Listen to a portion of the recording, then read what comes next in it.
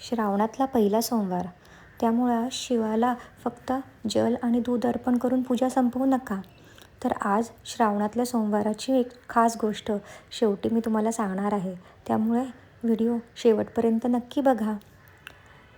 तर सर्वप्रथम आजच्या पूजेला आपण सुरुवात करतोय, तर साधी सोपी पूजा कशी करायची.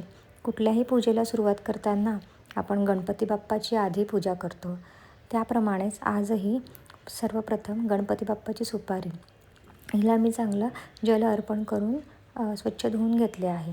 आता गणपती बाप्पाच्या सुपारीला हळद, कुंकू आणि अक्षता हे आपण अर्पण करू. आणि हे अर्पण करताना ओम गम गणपतये नमो नमः हा मंत्र म्हणूया. त्यानंतर गणपती बाप्पाला फूल अर्पण करू.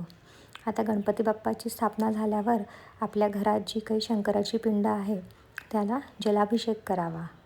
आणि जलाभिषेक झाल्यानंतर अतिशय शांतपणे संथपणे दुधाचा अभिषेक करावा. आज दुधाचा अभिषेक खूप खास असतो. आणि त्यानंतर परत एकदा जलाभिषेक करून आपण शंकराची पिंड स्वच्छ करून घ्यावी. आणि हो, हा अभिषेक करताना मनातल्या मनात ओम नमः शिवाय, ओम नमः शिवाय हा जाप जरूर करावा. अगदी मन लावून शांतपणे पूजा करावी. आता आपण शंकराची पिंड त्याच्या स्थानावर प्रस्थापित केलेली आहे. त्यानंतर आपण इथं पूजा सुरू करण्यापूर्वी, म्हणजेच आता शंकराची पूजा सुरू करण्यापूर्वी मी इथं तुपाचा दिवा लावून घेतलेला आहे. तो तुम्ही अगदी सुरुवातीला लावला तरीही चालतो. त्यानंतर आता शंकर भगवान, तर महादेवाला आपण इथं भस्म लावूया. महादेवाला भस्म खूप प्रिय आहे आणि हे सगळ्यांना माहीत आहे.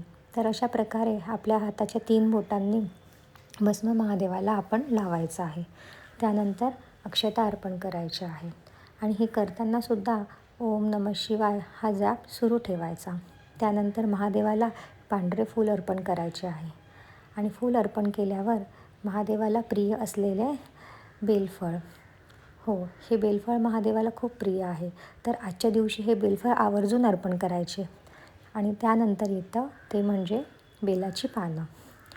तर श्रावण सोमवारमधलं एक खास वैशिष्ट्य म्हणजे आपल्याला शक्य असतील तेवढी बेलाची पानं आपण आज शंकराला अर्पण करायची. तर अशी 3 अखंड पानं असतील त्याप्रमाणे पहिले पाण्यात बुडवून मग शंकराच्या पिंडीवर अर्पण करायची. आणि प्रत्येक पान अर्पण करताना ओम नमः शिवायचा जाप करायचा. आपल्याला जमेल तसे 3, 11, 108, 51 याप्रमाणे आपण बेलाची पानं अर्पण करायची, बेलपत्री अर्पण करायची. त्यानंतर धूप, दीप, अगरबत्ती ओवाळून आपण ही पूजा संपन्न करायची. पण हो, आता आजची खास गोष्ट म्हणजे शिवामूठ. तर ही शिवामूठ अर्पण करताना आपण अशी मुठीत आज तांदूळ आहे शिवामूठ, तर आपण तांदूळ असे अर्पण करायचे.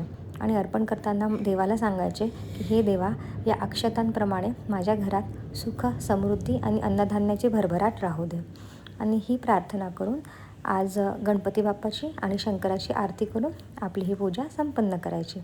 अशा प्रकारे ही साधी सोपी पण अतिशय प्रभावी अशी शंकराची श्रावणातली पूजा. व्हिडिओ आवडल्यास लाईक, शेअर, सबस्क्राईब नक्की करा. ओम नमः शिवाय.